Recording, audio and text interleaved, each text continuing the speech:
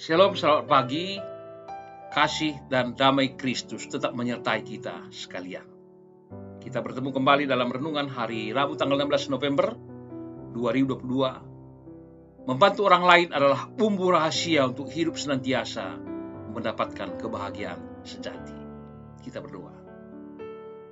Terpuji dan termulia Engkau ya Allah, yang tetap setia memberi kasih karunia dan berkat Tuhan setiap hari dengan melimpah atas hidup kami.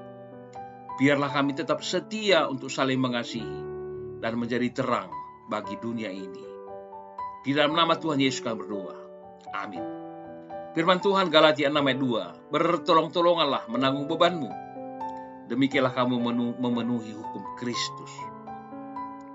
Saudaraku, dalam nama Tuhan, kehidupan manusia tidak pernah luput dari tantangan dan persoalan. Dan itu bisa menimpa siapa saja tanpa memandang latar belakang atau status sosial. Yang terpenting adalah bagaimana sikap kita dalam menghadapinya. Pengalaman seorang ibu mengalami problema karena anaknya saat memasuki masa pubertas suka membantah dan tidak lagi mau mendengarkan jika dinasihati. Hidupnya benar-benar berubah dari penurut menjadi suka melawan, bahkan tidak mau perhitungan dengan uang. Jika di rumah ia lebih banyak diam di dalam kamar dan waktunya dihabiskan untuk ngobrol dengan kawan-kawannya lewat WA dan Facebook. Lalu ibu itu mendatangi sahabatnya dan menceritakan masalahnya itu. Kawannya itu menyimak dan mendengar, sekali-kali bertanya. Dia mencoba menghibur dan menguatkan ibu itu atas masalah yang dihadapinya. Wajah ibu yang awalnya keruh berubah jadi ceria.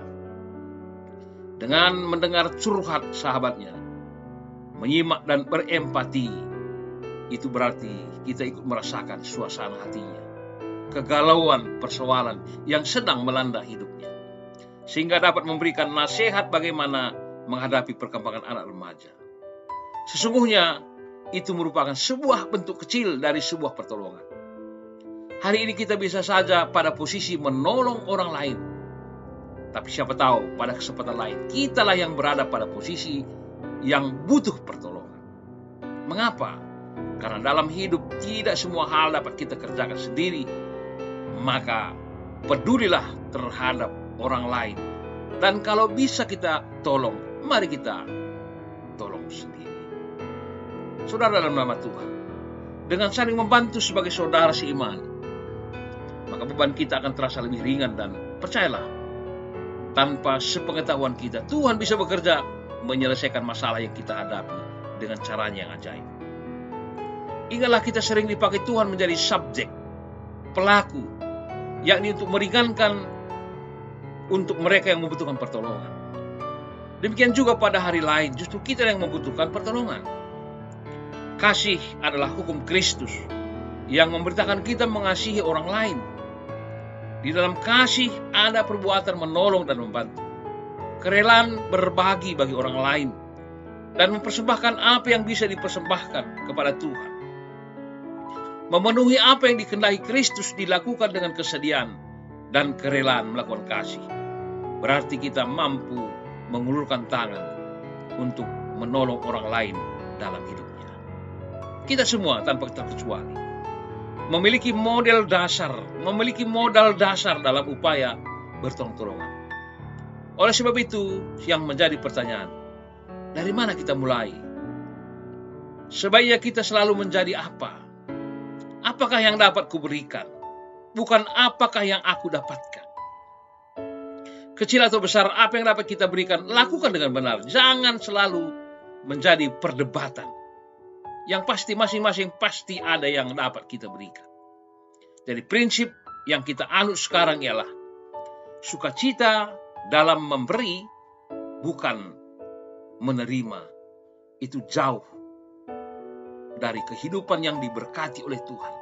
Jauh dari kerakusan, ketamakan.